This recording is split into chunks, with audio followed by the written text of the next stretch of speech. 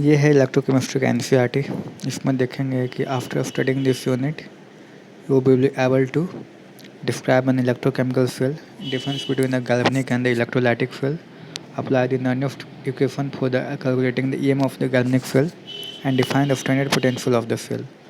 Derive relation between the standard potential of the field, give synergy of the field reaction and its equilibrium constant, define the resistivity, conductivity, molar conductivity of the ionic solution, differentiate between the ionic electrolyte and the electronic conductivity, describe the method for measurement of the conductivity of the electrolytic solution and the calculation of their molar conductivity, or justify the variation of the conductivity and the molar conductivity of the solution with the change in the concentration and define the molar conductivity at the zero concentration.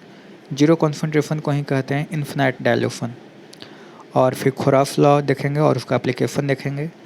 फिर understand quantity effect of the electrolysis, describe the construction of the some primary और some secondary battery को देखेंगे और fuel cells को देखेंगे।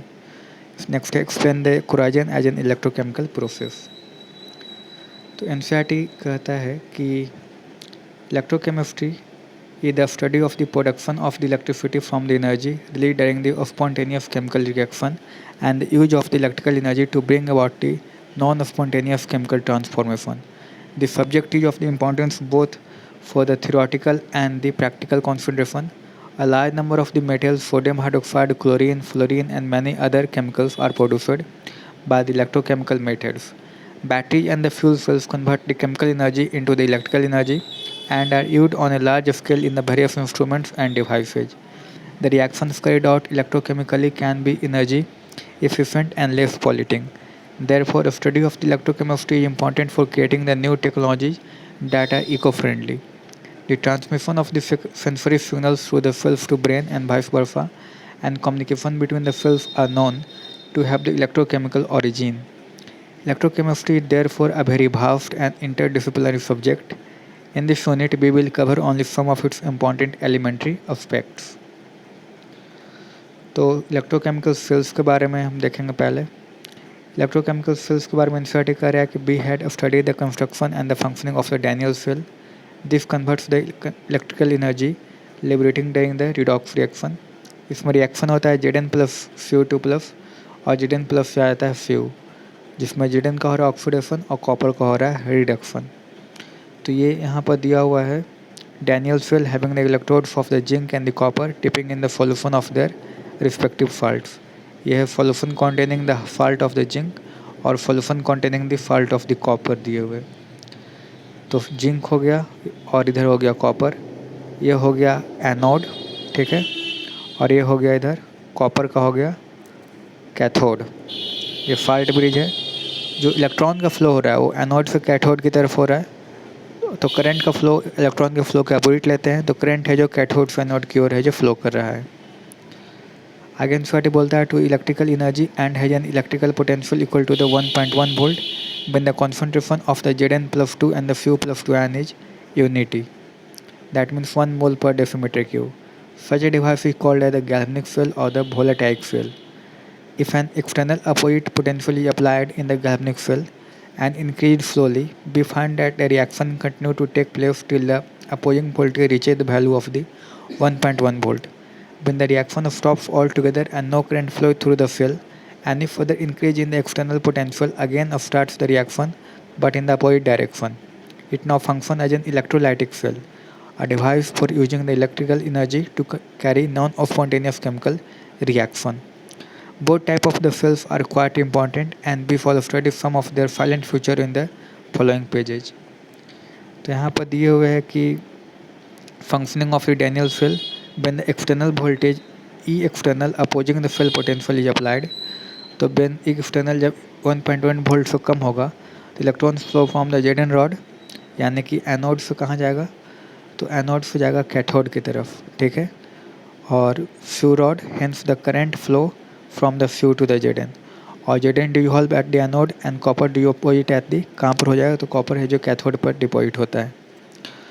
जब ई external less than 1.1 volt से दिए हैं, तो जब ई एक्सटर्नल 1.1 वोल्ट दिए हैं तो इधर Zn SO4 है, इधर CuSO4 है, तो कहता है कि when the E external 1.1 volt हो गया तो no flow of the electrons of the और द करंट होगा। इस केस में नो केमिकल रिएक्शन, कोई केमिकल रिएक्शन सजे नहीं होगा। और जब when E external greater than 1.1 volt होगा तो electrons flow from the few to the Z and current flow from the Z to the few से। दूसरा है कि zinc is deposited at the zinc electrode and copper devolve at the copper electrode. तो ये यहाँ पर हो गया जिंक, कैथोड हो गया पॉजिटिव, और हो गया एनोड हो गया कॉपर का, वो हो गया नेगेटिव। इलेक्ट्रोलाइटिक सेल में जो होता है, ठीक है, इलेक्ट्रोलाइटिक सेल में जो कैथोड होता है वो होता है पॉजिटिव, और एनोड हो जाता, कैथोड होता है, ठीक है। इलेक्ट्रोलाइटिक सेल अभी बन गया ये, तो इलेक्ट्रोलाइटिक सेल में जो हो गया एनोड का ये एनोड बन गया, ये कैथोड बन गया, ठीक है। तो इलेक्ट्रोलाइटिक सेल और जब एक्सटर्नल 1.1 वोल्ट से ज़्यादा दिए हैं तो सही हो गई बात। तो ये क्या किया है कि प्लेट को यहाँ जो पलट दिया है, सही है, प्लेट को यहाँ जो पलट दिया है, ये शायद यहाँ पर है जो गलत लिख दिया है, ठीक है। जेड एन हो गया तो ये हो गया कैथोड, इसको बना दिया, और एनोड है जो इसको बना दिया, ठीक है। ऐसे ये है कंसेप्ट कि इलेक्ट्रोलाइटिक सेल में जो एनोड होता है वो हो जाता है पॉजिटिव, और कैथोड जो होता है वो होता है नेगेटिव। इलेक्ट्रोलाइटिक सेल में ये होना चाहिए था। तो कैथोड ये अभी भी रहना, ठीक है। ये ऐसे नाम है, तरीका है कि एनोड होता है पॉजिटिव और कैथोड होता है नेगेटिव। बाकी ये क्या दिया इसमें कोई मतलब भी यहाँ पर नहीं है, ये नोटेशन है। एक्चुअली में होता है क्या है कि गैल्वेनिक सेल में चलता है एसी, ठीक है। तो ए यहाँ पर नेगेटिव है तो यहाँ पर नेगेटिव आ जाता है गैल्वेनिक सेल में, और कैथोड आता है पॉजिटिव। इलेक्ट्रोफाइल में, इलेक्ट्रोलाइटिक सेल में उल्टा होता है, इलेक्ट्रोलाइटिक सेल में एनोड हो जाता है पॉजिटिव और कैथोड हो जाता है नेगेटिव। बस यही साइन कन्वेंशन है, बाकी इसका हम यहाँ पर फॉलो नहीं कर रहे हैं अभी। नेक्स्ट है गैल्वेनिक सेल। तो as mentioned earlier, a galvanic cell ये electrochemical cell that converts the chemical energy of the spontaneous redox reaction into the electrical energy. In this device, the Gibbs energy of the spontaneous redox reaction is converted into electrical work, which may be used for running a motor or other electrical gadgets like the heater, fan, geyser, etc. Daniel Feld discussed earlier one such cell in which the following redox reaction occur कि ZnS plus few 2 plus, तो Zn plus 2 plus few, जिसमें Zn जो है, Zn का हो रहा है oxidation और कॉपर का हो रहा है reduction. This reaction is a combination of the two half reaction whose addition gives the overall cell reaction. तो कॉपर का कर रहे हैं रिडक्शन और जेडन का कर रहे हैं ऑक्सीडेशन। तो कहता है कि दिज रिएक्शन, कहता है कि these reaction occur in two different portions of the Daniell cell. The reaction half reaction occur on the copper electrode, while the oxidation half reaction occur on the zinc electrode. These two portions of the cells are also called a half cell or the redox couple. The copper electrode may be called the reduction half cell and the zinc electrode the oxidation half cell. We can construct the innumerable number of the galvanic cell on the pattern of the Daniell cell by taking the combination of the different half cells. Each half cell consists of a metallic electrode dipped into an electrolyte. The two half cells are connected by the metallic wire through a voltmeter and a switch externally. The electrolytes of the two half cells are connected internally through a fault bridge as shown in the figure 2.1. Sometimes both the electrodes dip in the same electrolyte solution and in such cases we not require a fault bridge. आगे बोला है कि at the each electrolyte surface interface there is a tendency of the metal ions from the solution to deposit on the metal electrode trying to make it positively charged. At the same time, metal atoms of the electrode have the tendency to go into the solution as ions and leave behind the electrons at the electrode trying to make it negatively charged. At equilibrium, there is a separation of the charge, and depending upon the tendency of the two opposing reactions, the electrode may be positively or the negatively charged with respect to the solution. A potential difference develops between the electrode and the electrolyte, which is called as the electrode potential. When the concentration of all the species involved in the half cell is unity, then the electrode potential is known as the standard electrode potential. According to the IUPAC convention, standard reduction potentials are now called as the standard electrode potential. In a galvanic cell, the half cell in which oxidation takes place is called as the anode, and it gives a negative potential with respect to the solution. The outer half cell in which the reduction takes place is called as the cathode, and it has a positive potential with respect to the solution. Thus, there exists a potential difference between the two electrodes, and as soon as the switch is on, in the on position, the electrons flow from the negative electrode to the positive electrode. The direction of the current flow is opposite to that of the electron flow. अब आगे बढ़ जाते हैं तो आगे कहता है कि the potential difference between the two electrodes of an galvanic cell is called as the field potential and is measured in the volts. The field potential is the difference between the electrode potential, reduction potential of the cathode and the anode. It is called the field electromotive force EMF of the field, which when no current is drawn through the field. It is now accepted कहता है कि it is now an accepted convention that we keep the anode on the left and the cathode on the right by representing the galvanic field. A galvanic field is generally represented by putting a vertical line between the metal and its electrolyte solution and putting a double vertical line between the two electrolytes connecting by a fault bridge. Under this convention, the EM of the field is positive and is given by the potential of the half cell on the right hand side minus the potential of the half cell on the left hand side. That means E cell is equal to होता है E right minus the E left. और कहता है कि this is illustrated by the flowing example. तो fill reaction हो जाएगा few plus 2Ag plus तो दे देगा फ्यू 2 प्लस 2Ag. और हाफ फिल रिएक्शन के तौर पर देखें तो कैथोड पर रिडक्शन हो रहा है तो 2Ag प्लस 2 इलेक्ट्रॉन तो 2Ag बन रहा है और एनोड पर ऑक्सीडेशन होता है हमेशा ही तो फ्यू प्लस 2 प्लस 2 इलेक्ट्रॉन हो जाएगा. तो it can be seen that the sum of the 3.5 and 3.6 lead to the overall reaction 2.4. In the reaction field, that silver electrode act as a cathode and the copper electrode act as the anode. The field can be represented as Fu से Fu plus 2 और Ag plus 2 से Ag and thus we have E field is equal to हो जाएगा E cathode reduction potential of the cathode minus reduction potential of the anode. इसको NCERT कह रहा है कि राइट माइनस लेफ्ट कर देते हैं. ठीक है, यानी राइट में क्या लिखाता है कैथोड लिखाता है और लेफ्ट में क्या लिखाता है एनोड. तो एनसीईआरटी कैथोड एनोड नहीं लिखा है, राइट माइनस लेफ्ट है जो लिख रहा है. सही है. The potential of the individual half cell cannot be measured. We can measure only by the difference between the two half cell potential that gives the EM of the cell. If we arbitrarily choose the potential of the one electrode half cell, then that of the other can be determined with respect to this. According to the convention, a half cell called a standard hydrogen electrode represented by the platinum H2H plus is assigned a zero potential at all temperature corresponding to the reaction H plus electron तो half H2 दे देगा. The standard hydrogen electrode consists of a platinum electrode coated with the platinum black. The electrode is dipped in an acidic solution and a pure hydrogen gas is bubbled through it. Clear है? The concentration of both the reduced and the oxidized forms of the hydrogen is maintained at the unity. This implies that the pressure of the hydrogen gas is 1 bar and the concentration of the hydrogen ion in the solution is 1 molar. तो यहाँ पर दिया हुआ है standard hydrogen electrode FHE और ये हो गया finally divided platinum coated on the platinum foil पर दिया हुआ है. ये H2 at the 1 बार है. ये measurement of the electrode potential है जो दिए हुए है.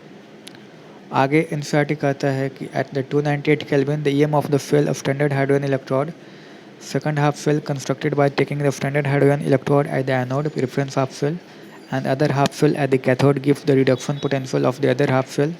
If the concentration of the oxide and the reduced forms of the species in the right hand half cell are unity, then the field potential is equal to the standard electrode potential of the given half cell.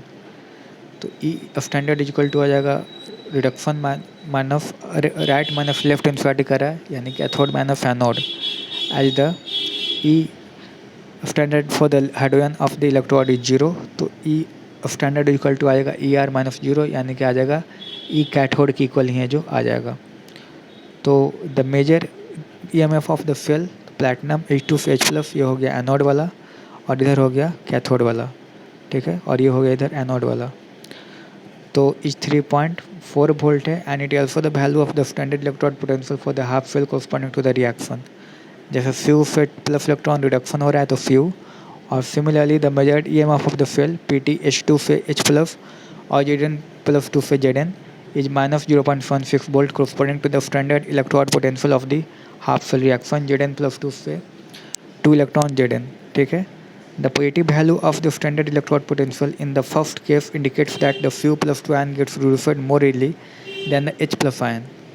अब देखो इसको है जो इस प्रकार से समझ सकते हैं कि जो ECS सीरीज है उसमें जो नीचे होगा, ठीक है, ECS सीरीज में जो नीचे होगा वो ज़्यादा आसानी से है जो रिड्यूस होगा या ठीक है, या उसी को है जो प्रेफरेंस देंगे और जो ऊपर होगा उसको प्रेफरेंस नहीं देंगे. ये इसमें कहने का हो गया. The reverse process can not occur that is the hydrogen ions can not oxidise few or alternatively, we can say that a hydrogen gas can reduce the copper ion under the standard condition described above. If the copper does not dissolve in the HCl in the nitric acid, it is oxidized by the nitrate ion and not by the hydrogen ion. तो nitric acid में जो copper होता है वो nitrate ion से oxidise होता है, ना कि हाइड्रोजन आयन से। ठीक है, इसका मतलब कॉपर है जो नाइट्रिक एसिड से रिएक्शन कर जाता है। क्यों? क्योंकि उसको नाइट्रेट आयन है जो ऑक्सीडाइज कर रहा होता है, हाइड्रोजन नहीं। हाइड्रोजन तो उसको कर ही नहीं। Copper nitric acid is oxidise by the nitrate ion and not by the hydrogen ion. ठीक है, हाइड्रोजन आयन उसको ऑक्सीडाइज नहीं कर सकता है, क्योंकि कॉपर ही ज़्यादा स्ट्रॉन्ग ऑक्सीडाइजिंग एजेंट हो गया हाइड्रोजन से। हाइड्रोजन उसको रिड्यूस भले ही कर सकता है। ठीक है, in the second case indicates that the hydrogen ions can oxidize the zinc, hydrogen ion can oxidize zinc or the zinc can reduce the hydrogen ion। तो इसी फ्रिज में जो नीचे होता है वो उतना ही स्ट्रॉन्ग ऑक्सीडाइजिंग एजेंट हो जाता है, और लिथियम जानते थे कि सबसे स्ट्रॉन्ग रिड्यूसिंग एजेंट है। ठीक है, तो in the view of this convention the half reaction of a Daniell cell in the figure 2.1 can be written as left electrode में Zn से Zn+2 और +2 इलेक्ट्रॉन आ गया, और फिर राइट इलेक्ट्रोड में Fu+2 इलेक्ट्रॉन तो Fu आ गया। The overall reaction of the cell is the sum of the above two reaction and be obtain the equation Zn + Fu 2+ तो Zn+2 और Fu आ गया। ये ऑफ द सेल हो जाएगा कैथोड माइनस एनोड, यानी कि 1.10 वोल्ट। तो आगे कहता है कि sometimes metals like the platinum और the gold are used as the inert electrodes or they do not participate in the reaction but provide their surface for the oxidation or the reaction and for the connection of the electrons. For example, platinum is used in the following half cell hydrogen electrode platinum H2H+ with half cell reaction H++ electron तो half H2 बन जाएगा, और bromine electrode हो जाएगा Br2 से आ जाएगा क्या, तो Br-। तो कहता है कि with the half cell reaction half Br2+ electron तो Br- आ जाएगा। कहता है कि the standard electrode potential are very important and we can extract a lot of the useful information from them. The value of the standard electrode potential for some selected half cell reduction reactions are given at table 2.1. If the standard electrode potential of an electrode is greater than the 0, then it is reduced form is more stable compared to the hydrogen gas। Hydrogen gas का 0 मान रखते हैं। ठीक है, similarly if the standard electrode potential is the negative then the hydrogen gas is more stable than the reduced form of the species. It can be seen that the standard electrode potential for the fluorine is the highest in the table, indicating that the fluorine gas has the maximum tendency to get reduced to the fluoride ion। यानी fluorine सबसे strongest oxidising agent है, ये भी कर सकते हैं। Therefore fluorine gas is the strongest oxidizing agent and fluoride ion is the weakest reducing agent। तो उल्टा भी, जैसे फ्लोरीन सबसे स्ट्रॉन्गेस्ट ऑक्सीडाइजिंग हो गया तो फ्लोराइड आयन सबसे बिकेस्ट रिड्यूसिंग एजेंट, बिकेस्ट फ्लोराइड आयन जो हो जाएगा वो बिकेस्ट रिड्यूसिंग एजेंट भी हो जाएगा। ठीक है, लिथियम है the lowest electrode potential, indicate that lithium जो हो जाएगा इसका सबसे strongest reducing weakest oxidising agent है और strongest most powerful reducing agent हो गया in the aqueous solution. It may be seen that as we go from the top to the bottom the standard electrode potential है जो decrease होता है और decrease with the oxidising power, और decrease the oxidizing power of the species on the left and increase the reducing power of the species on the right hand side of the reaction. Electrochemical cells are extensively used for determining the pH of the solution, solubility product, equilibrium constant and other thermodynamic properties for the potentiometric titration के लिए। ठीक है, तो ये यहाँ पर दिया हुआ इलेक्ट्रोकेमिकल फ्रिज, इसमें सबसे ऊपर जो हो गया वो हो गया फ्लोरीन। सबसे ऊपर कौन सा है, तो सबसे ऊपर जो है वह है फ्लोरीन। ठीक है, उल्टा दिया हुआ है, तो इसका मतलब फ्लोरीन सबसे स्ट्रॉन्गेस्ट ऑक्सीडाइजिंग एजेंट हो गया और फ्लोराइड आयन सबसे बिगेस्ट रिड्यूसिंग एजेंट हो गया। सबसे जो स्ट्रॉन्गेस्ट रिड्यूसिंग एजेंट हो गया वो हो गया लिथियम। लिथियम सबसे स्ट्रॉन्गेस्ट रिड्यूसिंग एजेंट हो गया और फ्लोरीन सबसे स्ट्रॉन्गेस्ट ऑक्सीडाइजिंग एजेंट है जो हो गया है। तो इसके लिए आता है, ठीक है, इसलिए एक CFD आता है कि इसको हम नीचे से ऊपर देखेंगे। एक्चुअली में ये टेबल है जो उल्टा है, एक्चुअली में टेबल है जो इस तरफ से जा रहा है। ठीक है, तो ये हो गया नीचे, ये नीचे वाला हो गया और ये हो गया ऊपर। सॉरी उल्टा है, तो इस तरफ नहीं बल्कि इस तरफ से करेंगे कि इस तरफ से करेंगे कि ये जो हो गया ये हो गया नीचे, ये हो गया ऊपर वाला, ऊपर ये सब रहेगा और ये नीचे वाला हो गया, उल्टा दे दिया है, ठीक है। तो सबसे पहले आता है लीवर, ठीक है, लीवर पेशेंट बाबा सहगल, ठीक है, बाबा, ठीक है, बाबा सहगल, बाबा सहगल, कुमार सानू, ठीक है, कुमार सानू, लीवर पेशेंट बाबा सहगल कुमार सानू। इसके बाद फिर आता है लीवर पेशेंट बाबा सहगल कुमार सानू, मोहम्मद अली, ठीक है, मुंबई जाकर क्रोमोसोम आयरन की किडनी को निकलवाकर तीनों लोग हाई कैप्सूल, ठीक है, हाइड्रोजन यहाँ पर आ गया, हाई कैप्सूल हमसे लेने सिल्वर का, ठीक है, हमसे लेने सिल्वर का पटियाला आए, ठीक है, ये हो गया।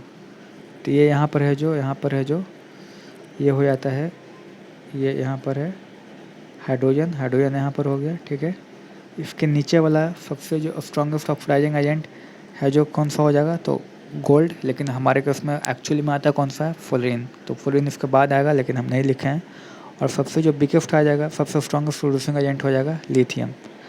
तो गोल्ड का बनेगा क्या, कैथोड, और लिथियम का बनेगा एनोड। जिसका कम होता है उसका बनता है एनोड, और बाद वाले का बनता है कैथोड, ठीक है। तो ये हो गया इसी सीरीज। आप देखते हैं नॉर्म्स इक्वेशन क्या होता है। तो कहता है कि we have assumed in the previous section that the concentration of all the species involved in the electrode reaction is unity.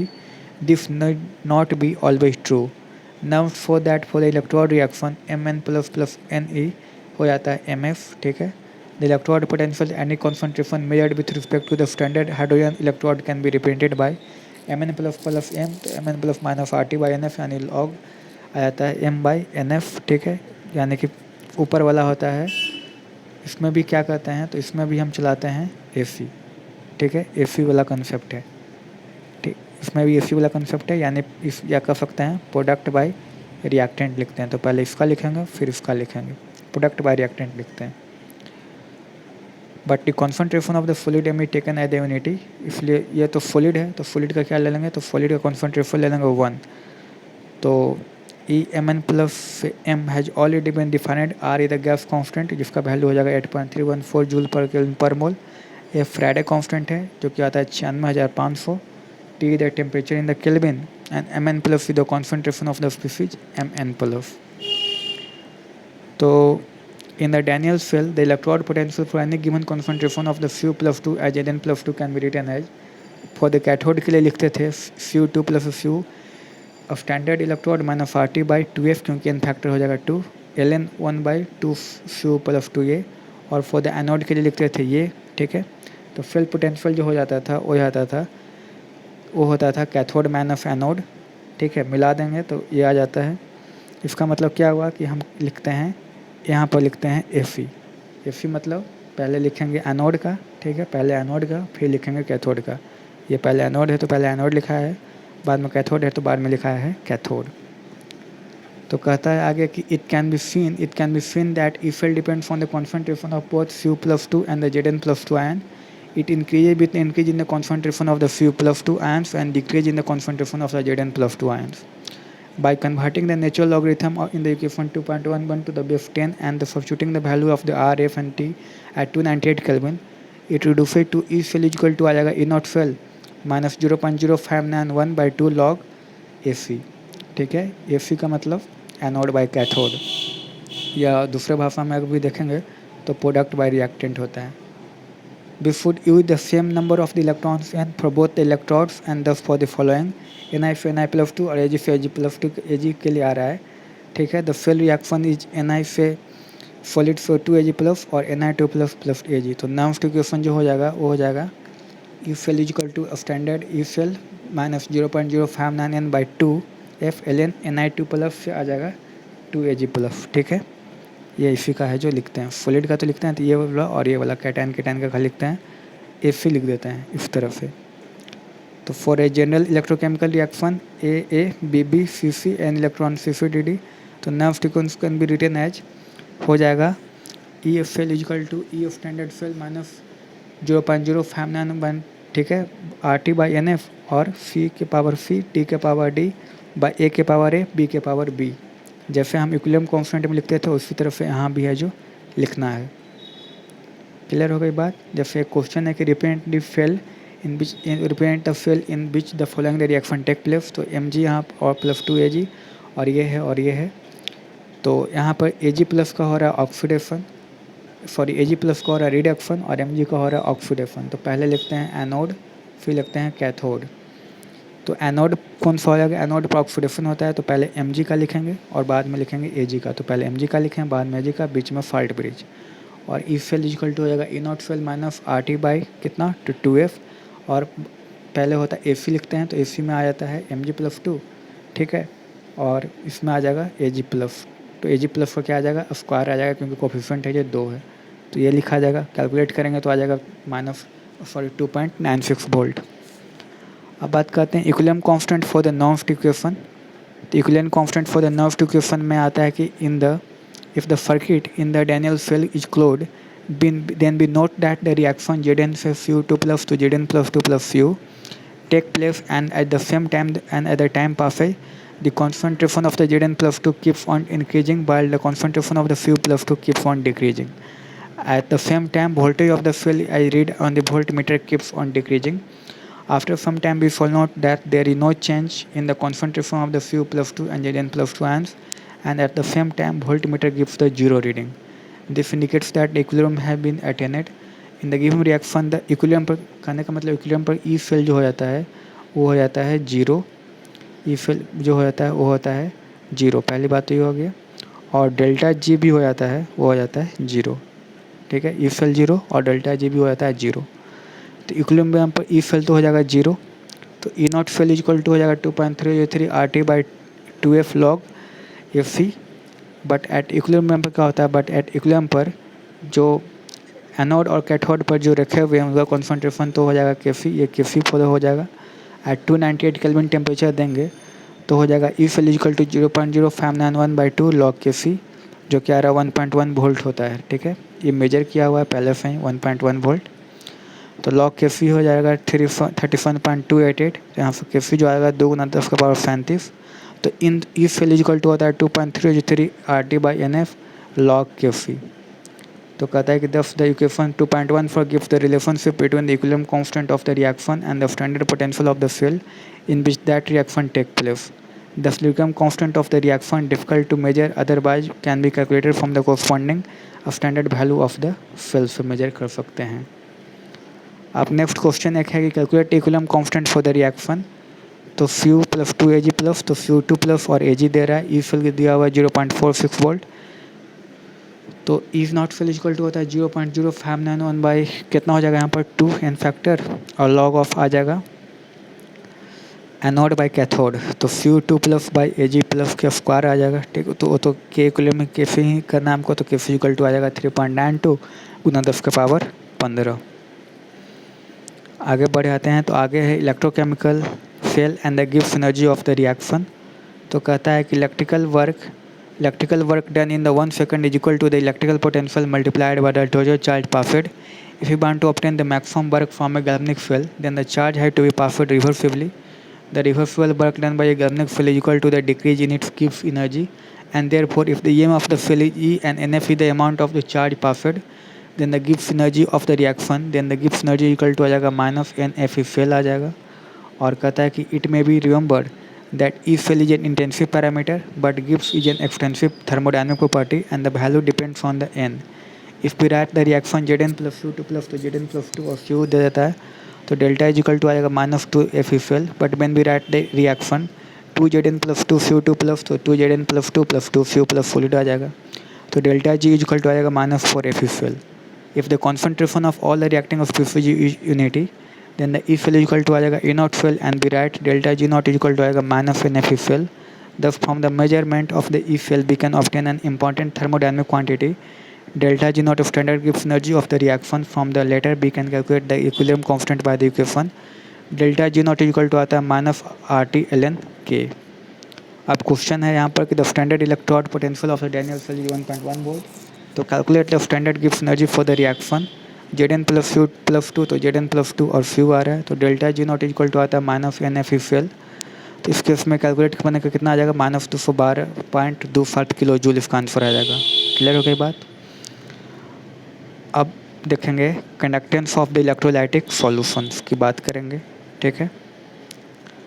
तो एनसीईआरटी कहता है कि it is necessary to define a few terms before we consider the subject of the conductance of the electricity through the electrolytic solution. The electrical resistance is represented by the symbol R and is measured in the ohm, which is in the term of the SI base unit is equal to the kg meter square Simon cube ampere square. It can be measured with the help of a Wheatstone bridge, with which you are familiar with your study of the physics. The electrical resistance of any objective family is directly obtained to its length and inversely proportional to its area of the cross section A. तो R जो हो जाता है L/A होता है, तो R equal to होता है rho L/A। The constant of the proportionality rho is called the resistivity of specific resistance भी इसको कहते हैं। Its SI units are ohm metre and quite often its submultiple ohm centimetre is also used. IUPAC recommends the use of the term resistivity over the resistance, specific resistance, and hence in the rest of the book we fall use the term resistivity. Physically, the resistivity for a substance is its resistance when it's 1 meter long and its area of the cross section is 1 meter square. It can be seen that 1 ohm meter equal to होता है 100 ohm centimeter और 1 ohm centimeter equal to हो जाता है 0.01 ohm meter। तो ये कुछ unit conversion का हो गया। और the inverse of the resistance is called as the conductance G, and we have the relation G is equal to 1/R is equal to होता है A/ρL यानी कापा A/L। तो कापा क्या हो गया, कापा को हम यहाँ पर कापा को कहते हैं स्पेसिफिक कंडक्टेंस भी कह देते हैं, ठीक है। स्पेसिफिक कंडक्टेंस या इसका दूसरा चीज नाम है कंडक्टिविटी। ये रेसिस्टिविटी का इन्वर्स होता है, ठीक है। तो the SI unit of the conductance is the siemens represented by the symbol F and equal to the ohm inverse या मोहो भी कर सकते हैं। The inverse of the resistivity called the conductivity और स्पेसिफिक कंडक्टेंस कहते हैं, represented by the symbol kappa. IUPAC recommended the use of the term conductivity over the specific conductance, and hence we follow the term conductivity in the rest of the book. The SI unit of the conductivity are Feynman meter inverse, but often kappa is expressed in the Feynman centimeter inverse.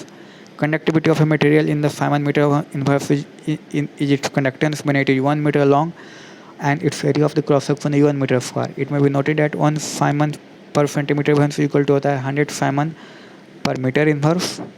और कहता है कि it can be seen from the table 2.2 that the magnitude of the conductivity varies a great deal and depends on the nature of the material. It also depends on the temperature and the pressure at which the measurements are made. Materials are classified into conductors, insulators and semiconductors depending upon the magnitude of their conductivity. Metals and their alloys have very large conductivity and are known as the conductors. Certain nonmetals like the carbon black, graphite and some organic polymer are also electronically conducting. Substances like the glass, ceramics, etc. have very low conductivity are known as the insulators. Substances like the silicon, doped silicon and the gallium arsenide having the conductivity between the conductors and the insulator are called as the semiconductors and are important electronic materials. Certain materials called as superconductors by definition have zero resistivity or the infinite conductivity. Earlier, only metals and their alloys at very low temperature 0 to 15 Kelvin were known to behave as the superconductors, but nowadays a number of the ceramic materials and mixed oxides are also known to show the superconductivity at a temperature as high as the 150 Kelvin. Electrical conductance through the metals is called as the metallic or the electronic conductance and is due to the movement of the electrons. The electronic conductance depends upon the nature and the structure of the metal, the number of the valence electron per atom and the temperature it decreases with the increase of the temperature. तो यहाँ पर कुछ conductors का conductivity दिए हुए है और insulators का दिया हुआ है, फिर एक्वा सॉल्यूशन का है यहाँ पर दिया हुआ है और सेमीकंडक्टर्स का दिया हुआ है। क्लियर है।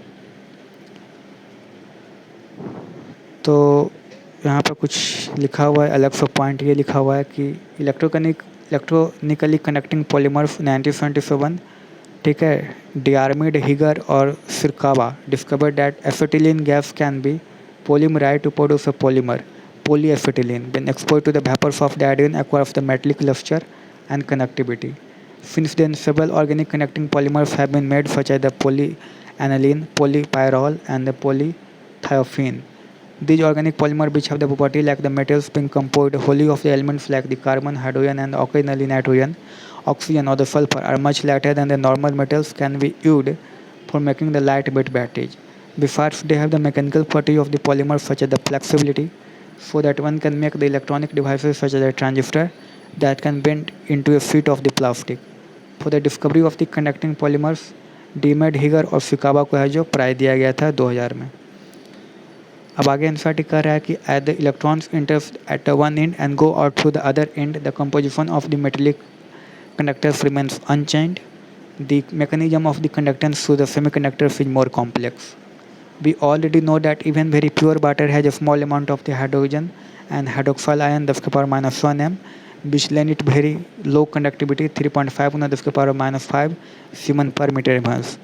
When the electrolytes are dissolved in the water, they furnish their own ions in the solution, hence its conductivity also increases. The conductance of the electricity by the ions present in the solution is called the electrolytic or the ionic conductance. The conductivity of the electrolytic ionic solution depends upon the nature of the electrolyte added, size of the ions produced and their solution, the nature of the solvent and its viscosity, concentration of the electrolyte, temperature it increases with the increase of the temperature, or passage of the direct current through the ionic solution over a prolonged period can lead to the change in its composition due to the electrochemical reaction. अब बात आता है measurement of the conductivity of the ionic solution. तो कहता है कि we know that the accurate measurement of the unknown resistance can be performed on a Wheatstone bridge. However for measuring the resistance of an ionic solution we have two problem. पहला कि passing direct current voltage change the composition of the solution, और दूसरा कि solution can not be connected to the bridge like a metallic wire और other solid conductor. The first difficulty is resolved by using the alternating current source of the power, और second problem is resolved by using a specially designed vessel called as the connectivity cell. It is available in the several design and two simple ones are shown in the figure इतना। तो different types of the connectivity cells दिया हुआ है, ठीक है, जिससे हम connectivity of the ionic solutions को measure कर सकते हैं। यहाँ पर प्लेटिनाइड प्लेटिनम वायर हो गया, इलेक्ट्रोड हो गया, इधर हो गया प्लेटिनाइड प्लेटिनम इलेक्ट्रोड लगाए हुए हैं, फिर कनेक्टिंग वायर और प्लेटिनाइड प्लेटिनम इलेक्ट्रोड से जो लगाए हुए हैं। तो आगे कहता है कि basically it consist of the two platinum electrodes coated with the platinum black finally divided metallic platinum is deposited on the electrodes electrochemically. These have an area of cross section equal to the A and are separated by the distance L. Therefore, the solution confined between these electrodes is a column of the length L and the area of the cross section A. The resistance of such column of the solution is then given by the equation R equal to होता है rho L A, यानी L by kappa L A है जो कर सकते हैं, क्योंकि 1 by rho equal to होता है कापा। नेक्स्ट है कि नेक्स्ट कहता है कि the quantity L by H called the fill constant denoted by the symbol G of star. It depends on the distance between the electrodes and the area of the cross section and has the dimensions of the length inverse and can be calculated if we know the length and the area. Measurement of the length and area is not only inconvenient but also unreliable. The fill constant is usually determined by measuring the resistance of the cell containing the solution whose connectivity is already known. For this purpose, we generally use the capsule solution whose conductivity is known accurately at the various concentration and at a different temperature. The cell constant G of star is then given by the equation G of star is equal to cell constant is equal to L by L is equal to हो जाता है resistance into kappa। तो cell constant is equal to होता है G of star is equal to हो जाता है resistance into kappa R के, ठीक है, ये होता है, ये हो जाता है सेल कांस्टेंट। तो ये इम्पॉर्टेंट है। तो connectivity and the molar connectivity of the capsule solution से जो दिए हुए हैं, ये यहाँ पर दिखाए हुए हैं measurement arrangement for the measurement of the resistance of the solution of an electrolyte. और फिर आगे एनसीईआरटी कर रहा है कि once the cell constant is determined we can use it for measuring the resistance for the connectivity of any solution. The setup for the measurement of the resistance is shown in the figure 2.5. It consists of the two resistance R3 and R4, a variable resistance R1 and the connectivity cell having the unknown resistance R2. The Wheatstone bridge is fed by an oscillator O. A source of the AC power in the audio frequency range of 550 to 505 kilo per second. P is a suitable detector, a headphone or other electronic devices, and the bridge is balanced when no current passes through the detector. Under the condition, तो भ्यूसन bridge का condition लगाएंगे तो unknown resistance equal to हो जाएगा R2 equal to हो जाएगा R1, ठीक है। R2 इक्वल टू हो जाएगा R1 by R4, R1 into R4 by R3। तो these days inexpensive conductive meters are available which can be directly read the conductance for the resistance of the solution in a conductivity cell. Once the cell constant and the resistance of the solution in the cell is determined, the conductivity of the cell is given by the equation kappa equal to हो जाता है, हम जान रहे थे पहले से कि जो सेल कांस्टेंट होता है जी ऑफ स्टार इक्वल टू होता है कापा इंटू आर, ठीक है। यह इसको लिख रहे थे आर इंटू कापा, आर के लिख रहे थे, ठीक है। तो the conductivity of the solution of the different electrolytes with the same solvent and at a given temperature differs due to the charge and the size of the ions in which they dissociate. The concentration of the ions or each with which the ions move under a potential gradient, it therefore becomes necessary to define a physically more meaningful quantity called the molar conductivity, denoted by the symbol lambda. It is related to the conductivity of the solution by the equation molar conductivity equal to आता है kappa by C, ठीक है। तो in the above equation, if kappa is expressed in the Feynman per meter inverse and the concentration C in the mole per meter cube, then the unit are in the Feynman meter square per mole, and it will be noted that 1 mole per meter cube equal to होता है 1000 गुना molarity, and hence molarity equal to हो जाएगा कापा by 1000 गुना, ठीक है, molarity in the mole पर litre. ये हो जाएगा, ये होता है molar conductivity. Molar conductivity equal to होता है कापा बाई 1000 गुना मोलारिटी।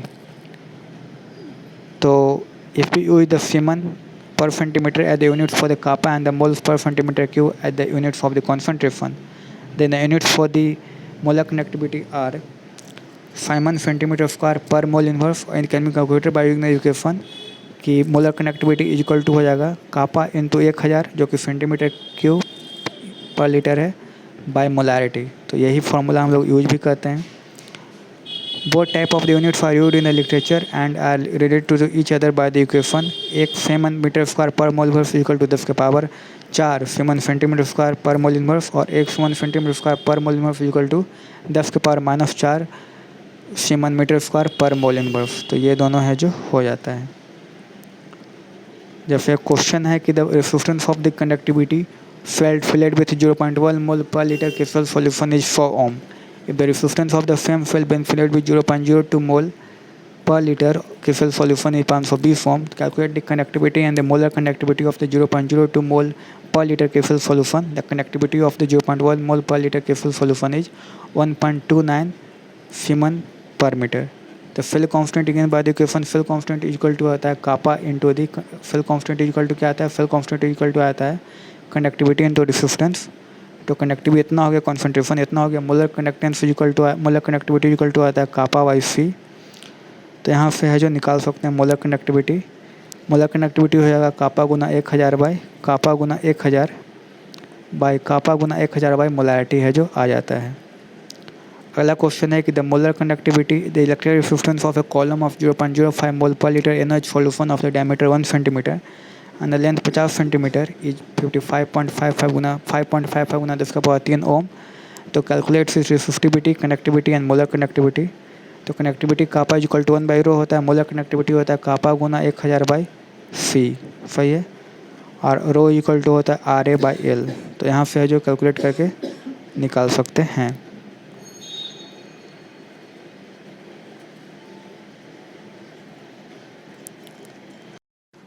नेक्स्ट है variation of the conductivity and the molar conductivity with the concentration देख रहे हैं। तो एनसीईआरटी अब कहता है कि both conductivity and the molar conductivity change with the concentration of the electrolyte. Conductivity always decrease with the decrease in the concentration both for the weak and the strong electrolytes.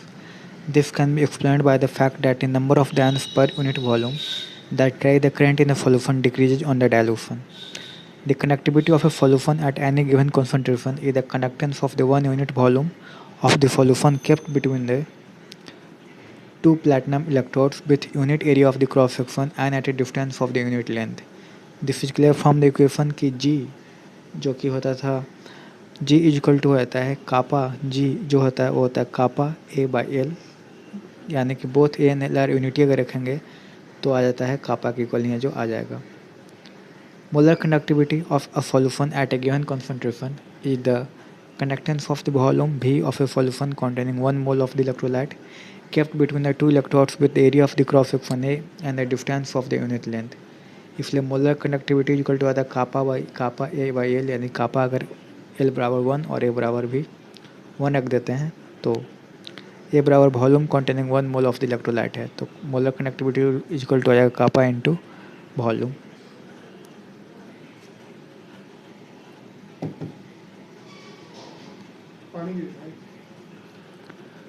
Next आता है कि molar connectivity increases with the decrease in the concentration. This is because the total volume भी of the solution containing 1 mole of the electrolyte also increases. It has been found that a decrease in the kappa on dilution of a solution is more than the compensated by the increase in its volume. Physically, it means that at a given concentration, molar जो होता है molar conductivity can be defined as the conductance of the electrolytic solution kept between the electrodes of a conductivity cell at a unit distance, but having the area of the cross section having large enough to accommodate the sufficient volume of the solution that contains 1 mole of the electrolyte. When concentration approaches 0, the molar conductivity is known as the limiting molar conductivity and is represented by the symbol ठीक है molar connectivity. The variation in the limiting molar के लिए होता है, ऊपर में note लगाते हैं तो स्टैंडर्ड ये लिमिटिंग मोलर कनेक्टिविटी हो गया। तो the variation in the molar connectivity with the concentration is different for the strong and the weak electrolytes. यहाँ पर जो ग्राफ दिए हुए, तो ग्राफ दिए हुए मोलर कनेक्टिविटी का यूनिट होता है Simon centimetre square per mole inverse, और इधर जो ग्राफ है वो है रूट सी का, यानी कॉन्सेंट्रेशन के पावर 1/2 का ग्राफ दिया हुआ है। तो ग्राफ है molar connectivity versus the root C for the acetic acid, weak electrolyte and the potassium chloride जो कि एक स्ट्रॉन्ग इलेक्ट्रोलाइट है इन द एक्वस सॉल्यूशन। तो ये वाला जो ग्राफ है ये केफीएल का स्ट्रेट लाइन आता है, और C3 फिजियोलॉजी का जब कॉन्सेंट्रेशन बढ़ाते हैं, कॉन्सेंट्रेशन कम करते हैं यानी डाइल्यूशन करते हैं, तो एकमाइक फेस का है जो मोलर कनेक्टिविटी है जो बढ़ जाता है। तो ऐसा वीक इलेक्ट्रोलाइट के केस जैसे C3 फिजियोलॉजी के केस में देखने को मिलता है। स्ट्रॉन्ग इलेक्ट्रोलाइट में for the strong electrolytes molar conductivity increases slowly with the dilution and can be repeated by the equation molar conductivity is equal to of molar conductivity at the limiting molar conductivity minus A into root C. So it can be seen that if we plot a molar conductivity against the root C, we obtain a straight line with the intercept equal to the limiting molar conductivity and the slope equal to minus A. The value of the constant A for the given solvent and the temperature depends on the type of the electrolyte, that means the charge on the cation and the anion produced on the dissociation of the electrolyte in the solution. The NaCl, CaCl2, MgFO4 are known as 1,1, 2,1 and the 2,2 electrolytes respectively. All electrolytes of a particular type have the same value for the A के लिए। यहाँ पर दिए हुए है the molar conductivity of the KCl solution at a different concentration at 298 Kelvin are given below.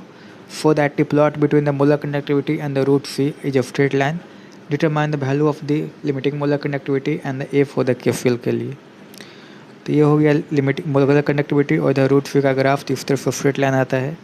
ये variation for दे दिया हुआ है molar connectivity against the root C. यहाँ पर जो वैल्यू है एक्स एक्सिस पर वो है रूट सी, ठीक है।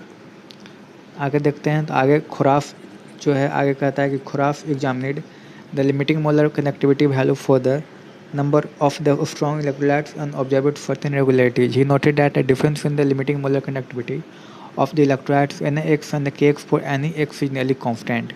For example, at 298 Kelvin per, limiting molar conductivity of the KCl minus limiting molar conductivity of NaCl is equal to आता है limiting molar conductivity of KBr minus limiting molar conductivity of the NaBr. उसी तरह से limiting मोल वो equal आ जाएगा limiting molar connectivity of the NaCl minus the limiting molar connectivity of the Na जो कि 23.4, तो ये इनका डिफरेंस जो है कांस्टेंट आ रहा है। And similarly it was found that कि limiting molar connectivity of NaBr minus limiting molar connectivity of NaCl is equal to limiting molar connectivity of KBr minus limiting molar connectivity of the KCl, यानी कि जो difference आ रहा था वो है जो same आ रहा था इन दोनों के लिए 1.8 Feynman centimetre square per mole inverse. तो on the basis of the above observation he cross law of the independent migration आया। So this law states that the limiting molar conductivity of an electrolyte can be represented as the sum of the individual contribution of the anion and the cation of the electrolyte. Thus, if the limiting molar conductivity of the sodium and the limiting molar conductivity of chloride or sodium and chloride ions respectively, then the limiting molar conductivity of the sodium chloride is given as हो जाएगा limiting molar conductivity of NaCl हो जाएगा Na plus और Cl minus. In general, if an electrolyte on dissociation gives the cations and the anions, then its limiting molar conductivity given as limiting molar conductivity is equal to आता है coefficient से multiply कर देते हैं तो आ जाता है, ठीक है, x बाय मान लो कि लिया जाता है x इंटू प्लस का और बाय इंटू माइनस का. तो here limiting molar conductivity of the cation and anions respectively. The value of the limiting molar conductivity for some cation and some anion are given at the table 1 point. दो इस table में दिया हुआ है पर इसका कोई काम है नहीं क्योंकि वैल्यू है जो प्रश्न में लिख के आता है. अब बात करते हैं वीक इलेक्ट्रोलाइट की. तो weak electrolyte like the acetic acid have the lower degree of the dissociation at the higher concentration and hence for such electrolytes the change in the limiting molar conductivity with the dilution is due to increase in the degree of the dissociation and consequently the number of the ions in the total volume of the solution that contains the 1 mole of the electrolyte, 1 mole of the electrolyte. In such cases limiting molar conductivity molar conductivity increases steeply on dilution, especially near the lower concentration. Therefore the limiting molar जो होता है limiting molar cannot be obtained by extrapolation of the molar conductivity to a zero concentration at the infinite dilution. That means concentration C tends to 0, electrolyte dissociates completely, alpha is equal to 1. But at such low concentration the conductivity of the solution is so low that it cannot be measured accurately. Therefore the limiting molar conductivity for the weak electrolytes is obtained by using the Khorov law of the independent migration of the ions. At any concentration C, if alpha is the degree of the dissociation, then it can be approximated to the ratio of the molar conductivity at the concentration C to the limiting molar conductivity. Thus we have alpha is equal to हो जाता है limiting molar conductivity by limiting molar conductivity. तो इसको ऐसा भी लिख सकते हैं, अल्फा इज इक्वल टू हो जाएगा, ठीक है, अल्फा इज इक्वल टू हो जाएगा लैम्डा बाय लैम्डा इन्फिनिटी. इसको ऐसा भी लिख सकते हैं, ठीक है. But we know that for a weak electrolyte like the acetic acid K is equal to होता है C alpha square 1 minus alpha. तो इस यहाँ पर बस अल्फा पर वैल्यू पुट कर देंगे तो आ जाएगा C lambda square by lambda naught lambda minus lambda है, ठीक है. तो एप्लीकेशन ऑफ द क्रॉफ लॉ, तो यूजिंग द क्रॉफ law of the independent migration of the ions, it is possible to calculate the limiting molar conductivity for any electrolyte from the individual ions, molar conductivity of the individual ions. Moreover, for the big electrolytes like the acetic acid, it is possible to determine the value of its dissociation constant once we know that the limiting molar conductivity and the molar conductivity at a given concentration C. To calculate the limiting molar conductivity for the CaCl2 and the MgFO4 from the data given, तो कहता है we know the from the Crofts law, तो limiting molar conductivity of the CaCl2 आ जाएगा molar conductivity of the Ca plus 2 minus 2 molar into molar conductivity of Cl minus, ठीक है. Value put कर दो तो आ जाएगा 271. फिर limiting molar connectivity of MgFO4 आ जाएगा molar connectivity of the Mg plus molar connectivity of the FO4, तो आ जाएगा 266. अगला है कि limiting molar connectivity for the NaCl, HCl and the NFAC आ 126, 425 and 91 respectively. Can you calculate the limiting molar connectivity for the HAC के लिए. तो HAC के लिए निकालना है, तो HAC के लिए निकालना है तो इसके लिए आ जाएगा हमको HCl प्लस NaC, ठीक है, माइनस NaCl आ जाएगा, ठीक है. तो HCl प्लस NaC यानी 425 प्लस 91, 425 प्लस 91 माइनस 126, तो आ जाएगा 395 Simon centimetre square per mole inverse. अगला क्वेश्चन है कि the conductivity of the 0.001028 mole पर लीटर एसिटिक एसिड इज 4.95 गुना 10 के power minus 5 siemens centimetre square. तो calculate dissociation constant if the limiting molar conductivity for the acetic acid is 390.5 siemens centimetre square per mole inverse. तो degree of dissociation alpha is equal to आता है lambda by lambda infinity, ठीक है. तो यहाँ पे ये अल्फ़ा आ जाएगा. फिर के निकालना है तो C alpha square 1 minus alpha में अल्फ़ा का वैल्यू पुट कर देंगे, वहाँ से वैल्यू है जो आ जाएगा डिग्री ऑफ डिसोसिएशन कांस्टेंट का. अब बात करते हैं इलेक्ट्रोलाइटिक सेल्स एंड इलेक्ट्रोलाइसिस के बारे में. तो एनसीईआरटी कहता है कि in electrolytic cell external source of voltage use to bring about a chemical reaction. The electrochemical processes are of great importance in the laboratory and the chemical industry. One of the simplest electrolytic cell consists of the two copper strips dipping in an aqueous solution of the copper sulfate. If a DC voltage applied to the two electrodes, then the Fu+2 ion discharge at the cathode, negatively charged, and the following reaction take place. कि Fu+2 2 electron तो बन गया Fu, यानी कि हो गया reduction. Copper metal is deposited on the cathode पर reaction हो रहा है. तो at anode copper is converted into Fu+2 ions by the reaction Fu+2 plus 2 electron. Thus the copper is dissolved oxide at the anode and deposited reduced at the cathode. This is the basis for an industrial process in which the impure copper is converted into the copper of the high purity. The impure copper is made an anode at that dissolves on passing the current, and the pure copper is deposited at the cathode. Many metals like the sodium, magnesium, aluminum, etc. are produced on a large scale by the electrochemical reduction of the respective cation, where no suitable chemical reducing agents are available for this purpose. Sodium and the magnesium metals are produced by the electrolysis of their fused colloids, and aluminum is produced by the electrolysis of the aluminum oxide in the presence of the cryolite. अब आगे बोलते हैं, देखते हैं हम आगे है quantitative aspects of the electrolysis. तो कहता है कि Michael फ्राडे by the first scientist who described the quantitative aspects of the electrolysis.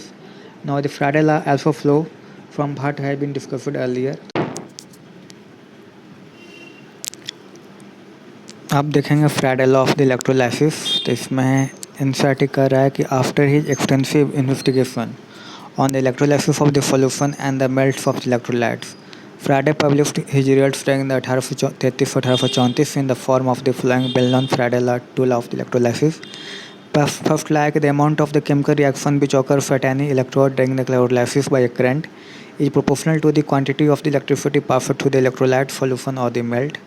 Or second, like the amount of the different substance liberated by the same quantity of the electricity passed through the electrolytic solution are proportional to their chemical equivalent weight, यानी atomic weight by divided by the number of electrons required to the reduce the cation. ये कहना चाह रहा है actually में gram equivalent weight के बारे में है, जो ग्राम इक्विवेलेंट वेट के बारे में है जो कहना चाह रहा है ये सेकंड लॉ में. तो there were no constant current force available during the Faraday times. The general practice was to put a coulometer, a standard electrolytic cell, for determining the quantity of the electricity passed from the amount of the metal, generally silver or the copper, deposited or consumed. However, the coulometers are now obsolete, and we now have the constant I force available, and the quantity of the electricity Q passed through given by Q is equal to हो जाएगा IT. ठीक है. तो यहाँ पर जो हो गया Q is in the coulomb when I is in the amperes and T is in the seconds. The amount of the electricity or the charge required for the oxidation reaction depends on the stoichiometry of the electrode reaction. For example, in the reaction Ag plus electron, तो Ag बन जाता है. 1 mole of the electron is required for the reduction of the 1 mole of the silver ion. We know that charge on the 1 mole is equal to 1.6 × 10⁻⁻19 coulomb. Therefore, the charge on the 1 mole of the electrons is equal to Na Guna 1.6 × 10⁻19 is equal to आता है 96,500 coulomb per mole. This quantity of the electricity is called as the Faraday and is represented by the symbol F. For approximate calculation, we have 1 Faraday is equal to 96,500 coulomb per mole. For the electrode reaction, Mg plus 2 electron तो क्या जाता है Mg, और aluminium plus 3 electron तो कितना आता है aluminium. It is obvious that 1 mole of the Mg plus and the aluminum 3 plus requires 2 mole of the electrons and the 3 mole of the electrons respectively. The charge passed through the electrolytic field during the electrolysis is equal to the product of the current in amperes and the time in the second. In the commercial production of the metals, current as high as the 50,000 amperes are used. That amounts to liberate 0.518 F per second. अब जैसे question है कि solution of the CuSO4 electrolyte for the 10 minutes with a current of 1.5 ampere. तो what is the mass of the copper deposited at the cathode.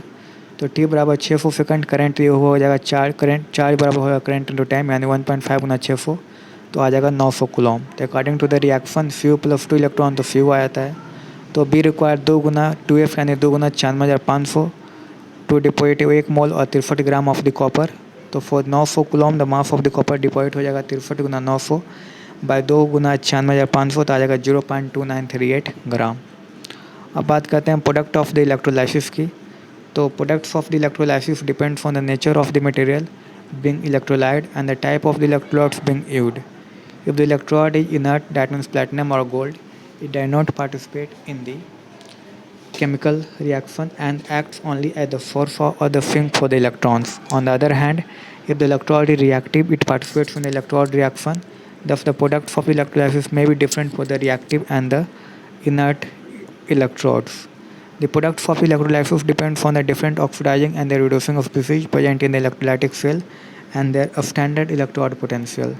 Moreover, some of the electrochemical processes, although feasible, are so slow kinetically that at the lower voltage these do not seem to take place. An extra potential called the overpotential had to be applied, which makes such processes more difficult to occur. For example, if we use the molten NaCl, the products of the electrolysis are sodium metal and the Cl2 gas. Here we have only one cation which is reduced at the cathode, Na plus electron तो NF में reduce हो गया, and one anion which is oxidized at the anode. Cl minus oxidized हो गया half Cl2 plus electron में. During the electrolysis of the aqueous sodium chloride solution, the products of the NOH, Cl2 and the H2. In this case, besides Na plus and the Cl minus ions, we also have the H plus and OH minus ion along with their solvent molecule H2O. At the cathode, there is a competition between the following reaction. Na plus plus electron तो Na बन जाएगा और H plus plus electron तो half H2 बन जाएगा और H का हो जाता है 0 और इसका हो जाएगा ECl minus 2.71 volt. The reaction with the higher value of the electrode is preferred and therefore the reaction at the cathode during the electrolysis is H plus plus electron half H2. यानी जो ECS में नीचे है उसको preference देते हैं, ठीक है. But H plus and the act is produced by the dissociation of the H2O और H2O plus से क्या बन जाएगा H plus plus OH minus. Therefore, the net reaction at the cathode may be written as the sum of the 2.3 and 2.4 and we have H2O plus electron तो half H2 plus OH minus. At the anode, the following oxidation reaction are possible. Cl minus तो 2 electron तो इसमें n factor कितना आ जाएगा, यहाँ पर balance नहीं है तो n फैक्टर हम 2 ऐसे लेते हैं, फिर ये सही नहीं जा रहा है. तो the reaction at the anode with the lower value of the electrode potential is preferred and therefore batter should get oxidized in preference to the chloride. However, on account of the overpotential of the oxygen, reaction 2.36 is preferred. Thus, the net reaction may be summarized as NaCl का हो जाएगा Na plus Cl minus, cathode पर हो जाएगा H2O plus electron तो half H2 plus OH minus और anode पर Cl minus तो हाफ Cl2 plus इलेक्ट्रॉन. तो नेट रिएक्शन इस प्रकार से चला जाएगा. The standard electrode potential are placed by the electrode potential given by the non-of equation to take into account the concentration effects. During the electrolysis of the sulfuric acid, the following processes are possible at the anode. ठीक है, तो इस यहाँ पर है जो सही लिखा है कि OH माइनस लिखना चाहिए था तो 4 इलेक्ट्रॉन, तो n फैक्टर कितना ले लेंगे 4. नेक्स्ट है for the FO4 minus F2O8. FO4 कैसे होता है, तो FO4 होता है F2O8 में और 2 इलेक्ट्रॉन में फिर टूटता है. तो FO4 के केस में कितना ले लेंगे, FO4 के केस में n फैक्टर ले लेंगे 2. EFL आ जाता है कितना, तो EFL आता है 1.96, इसमें EFL आता है 1.23 volt. For a dilute sulfuric acid reaction is preferred but at a higher concentration H2SO4 reaction is preferred. तो अगर प्रेफरेंस देखें तो प्रेफरेंस कुछ इस प्रकार से आता है कि सबसे पहले हैलोजन को देंगे, फिर देंगे, ठीक है, सबसे पहले हैलोजन को या हैलोजन को पहले देंगे या OH माइनस को. तो पहले हैलोजन को, फिर हाइड्रोक्साइड को देंगे, फिर देंगे नाइट्रेट को, ठीक है, नाइट्रेट को देंगे और सबसे लास्ट में देंगे, सबसे लास्ट में सल्फेट को देते हैं. सही है, सबसे लास्ट में प्रेफरेंस देते हैं सल्फेट को. तो ये प्रेफरेंस का ऑर्डर आता है. कैटायन के केस में जो ECS में जो नीचे होगा, ठीक है, जैसे जो गोल्ड को सबसे ज़्यादा प्रेफरेंस है जो देंगे, जो नीचे होगा उसको है जो प्रेफरेंस देते हैं, ठीक है. तो सबसे ज़्यादा गोल्ड को देंगे, ये कहानी है कैटायन के लिए. और एनायन के लिए ये कहानी है. अगर ये रहा हेलोजन तो n फैक्टर हो जाएगा 2, अगर OH माइनस रहा तो n फैक्टर हो जाएगा 4, ठीक है. और अगर सल्फेट रहा तो n फैक्टर हो जाएगा. सल्फेट के केस में भी n फैक्टर कितना होगा, तो सल्फेट के केस में भी 2 होगा, ठीक है. और हाइड्रोजन के केस में अगर हाइड्रोजन लिबरेट हो रहा है चाहे ऑक्सीजन लिबरेट हो रहा है तो उस केस में 2, यानी H2 अगर लिबरेट हो चाहे O2 लिबरेट हो तो इन दोनों केस में n फैक्टर लेंगे, वो लेंगे 2. क्लियर हो गई बात. तो ये यहाँ पर इससे सारे क्वेश्चन है जो सॉल्व हो जाते हैं. और बैटरीज की बात करते हैं तो बैटरी में NCERT लिखता है कि एनसीईआरटी कह रहा है कि any battery actually it may have one or more than one cell connected in the series or cell that be use as a source of the electrical energy is basically a galvanic cell where the chemical energy of the redox reaction is converted into electrical energy. However, for a battery to be of the practical use, it should be renewable, light, compact, and its voltage should not vary appreciably during its use. There are mainly two types of the batteries. तो पहला in the primary battery कहता है कि in the primary battery the reaction occurs only once and after use over a period of the time battery becomes dead and cannot be reused again. The most familiar example of this type is the drive cell जिसको Lagrange cell कहते हैं after you discover which is commonly used in our transistor or clocks में. The cell consists of the zinc container that also acts as the anode and the cathode is a carbon graphite rod surrounded by the powdered manganese dioxide MnO2 and the carbon. The space between the electrodes is filled by the morphed paste of the ammonium chloride NH4 fuel and zinc chloride NCN2. The electrode reaction are complex but they can be written approximately as anode का हो जाएगा Zn से Zn plus two electron oxidation हो रहा है और cathode पर MnO2 plus ammonium plus electron तो MnOOH बना रहा है और यहाँ पर है जो NH3 गैस है जो निकल रहा है कैथोड पर NH3 गैस निकल रहा है. In the reaction at the cathode, magnesium reduced from the +4 oxidation state to the +3 oxidation state. Ammonia produced in the reaction forms a complex with the Zn+2 to give the ZnNH3 4+2. The cell has a potential of nearly 1.5 volt. Mercury cells suitable for the low current devices like the hearing aids, watches, etc. consist of the zinc mercury amalgam as the anode and the paste of the AgO and the carbon as the cathode. The electrolyte is a paste of the KOH and the ZnO. The electrode transfer for the cell are given below. Anode पर हो जाता है Zn plus OH minus तो ZnO plus H2O plus 2 electron और cathode पर HgO plus H2O plus 2 electron तो Hg plus 2OH minus है जो बनता है. ये यहाँ पर जिंक कप है एनोड और MnO2 कार्बन ब्लैक और NH4 सेल का है जो पेस्ट है जो दिए हुए. तो ये हो गया a commercial dry cell consist of a graphite carbon cathode in a zinc container the latter act as the anode. अब आगे बढ़ जाते हैं तो यहाँ पर दिया हुआ है commonly used mercury cells. The reducing agent is the zinc and the oxidizing agent is the mercury 2 oxide. तो यहाँ पर दिया हुआ एनोड ये एनोड कप हो गया gasket separator cathode cell can हो गया. तो the overall reaction is represented by Zn Hg amalgam plus HgO तो ZnO प्लस Hg है जो बनाता है और the cell potential is approximately 1.35 volt and remains constant during its life as the overall reaction does not involve any ion in the solution which concentration can change during its lifetime. ठीक है तो ये हो जाता है. अब आगे बढ़ जाते हैं आगे सेकेंडरी बैटरी. तो सेकेंडरी बैटरी में कहता है कि secondary cell after use can be recharged by passing current through it in the opposite direction so that it can be used again. A good secondary cell can undergo a large number of the discharging and the charging cycle. The most important secondary cell is the lead storage battery commonly used in the automobiles and the inverters. It consists of the lead anode and a grid of the lead packed with the lead dioxide PbO2 as the cathode. A 38% solution of the sulfuric acid is used as an electrolyte. The cell reaction when the battery is in use are given below. Anode हो जाता है Pb plus sulphate तो PbSO4 plus 2 electron और cathode पर PbO2 plus sulphate plus 4H plus 2 electron तो PbSO4 plus 2 H2O.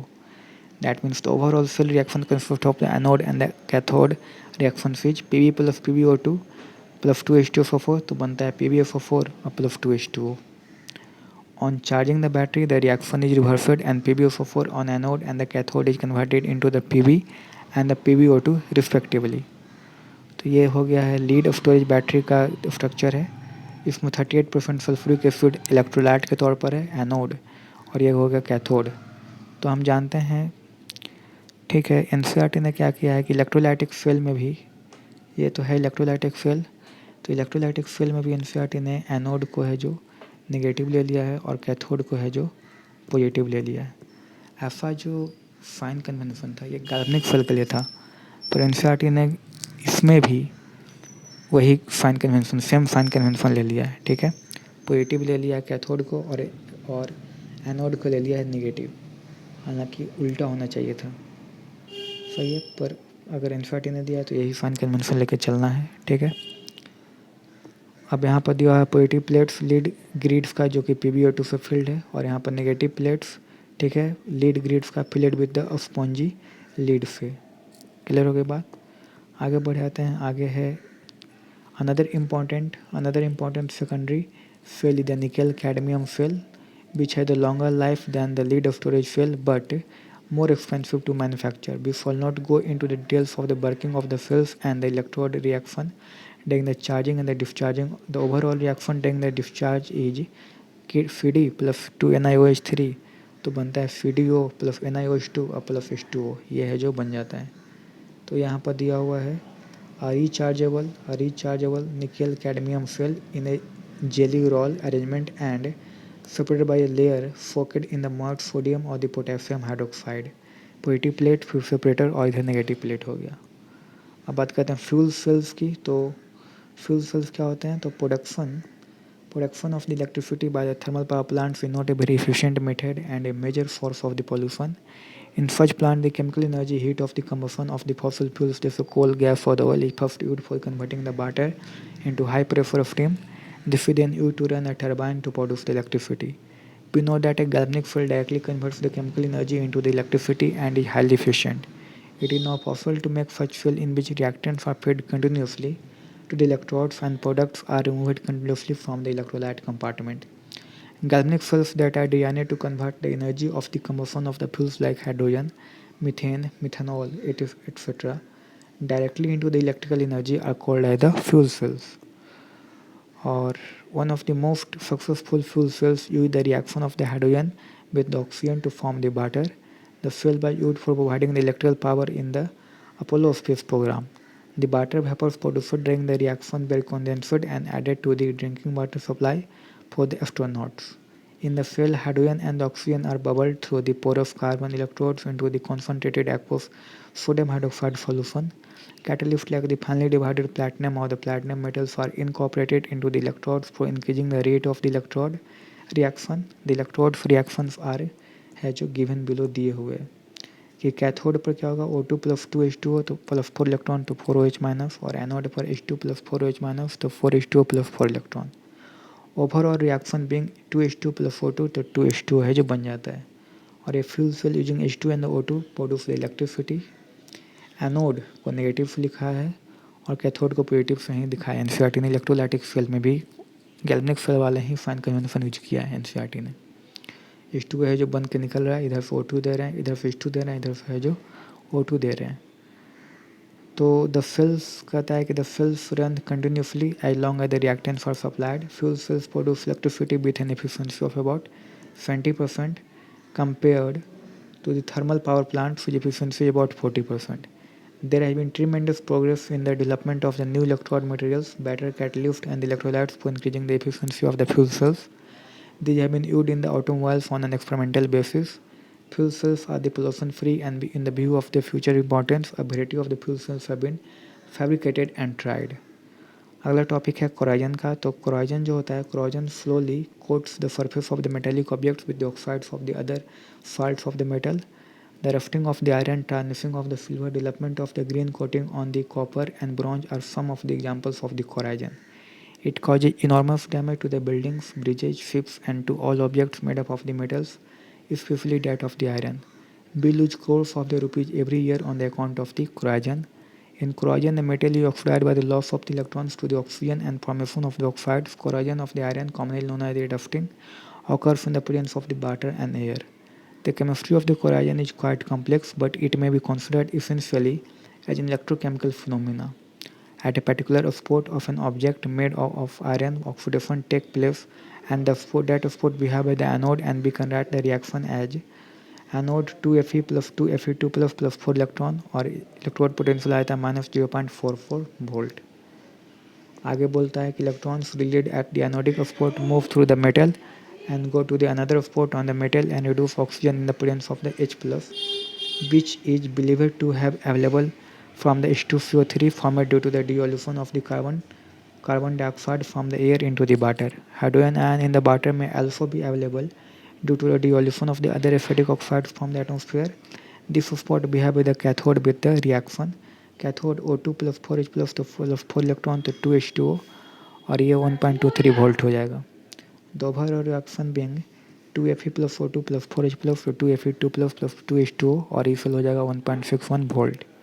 The ferroions are further oxidized by the atmospheric oxygen to the ferric ions, ठीक है, which come out as the rust in the form of the hydrated ferric oxide Fe2O3 and with the further production of the hydrogen ions. Prevention of the corrosion is of prime importance. It not only saves money but also helps in preventing the accidents such as the bridge collapse, ठीक है, or the failure of a key compartment due to the corrosion. One of the simplest methods of preventing the corrosion is to prevent the surface of the metallic object to come in contact with the atmosphere. This can be done by covering the surface with paints or by some chemicals जैसे by bisphenol. Another simple method is to cover the surface by the other metals जैसे tin हो गया, zinc हो गया, that are inert to the react to save the object. An electrochemical method is to provide a sacrificial electrode of another metal जैसे Mg, Zn etc. which corrodes itself but saves the object. अब यहाँ पर है जो corrosion of iron in the atmosphere का reaction दिए हुए, तो ऑक्सीडेशन में Fe प्लस 2 इलेक्ट्रॉन और रिडक्शन में O2 plus 4H plus 4 electron तो 2H2O बदल रहा है. एटमॉस्फेरिक ऑक्सीडेशन में 2Fe plus 2H2O plus half O2 तो Fe2O3 प्लस 4H प्लस में जो कन्वर्ट हो रहा है. अब यहाँ पर हाइड्रोजन इकोनॉमी की बात की गई है, ठीक है, तो खैर इससे कोई क्वेश्चन है जो नहीं आता है तो उससे कोई मतलब नहीं है. नेक्स्ट है समरी. तो समरी में an electrochemical cell consist of 2 metallic electrodes dipping in electrolytic solution. And thus an important component of the electrochemical cell is the ionic conductor or the electrolyte. Electrochemical cells are of two types, a galvanic cell and the chemical energy of the spontaneous redox reaction is converted into the electrical work. There in electrolytic cell, electrical energy used to carry out a non-spontaneous redox reaction. The standard electrode potential for any electrode dipping in the appropriate solution defined with respect to the standard electrode potential of the hydrogen electrode taken as a 0. The standard potential of the cell can be obtained by taking the difference of the standard potential of the cathode and the anode. E cell is equal to E cathode minus E standard anode, यानी cathode minus anode कहते हैं. The standard potential of the cells are related to the standard Gibbs energy. Delta G naught is equal to minus NF cell and the equilibrium constant delta G naught is equal to minus RTLNK of the reaction taking place in the cell. Concentration dependence of the potentials of the electrodes on the cells are given by the Nernst equation.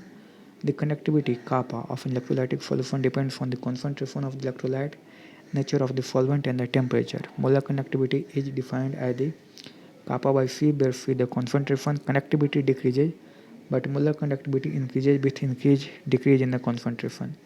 It increases slowly with the decrease in the concentration for the strong electrolytes while the increase is very steep for the weak electrolytes and very dilute solution. Krauss found that molar conductivity at infinite dilution for an electrolyte is the sum of the contribution of the molar conductivity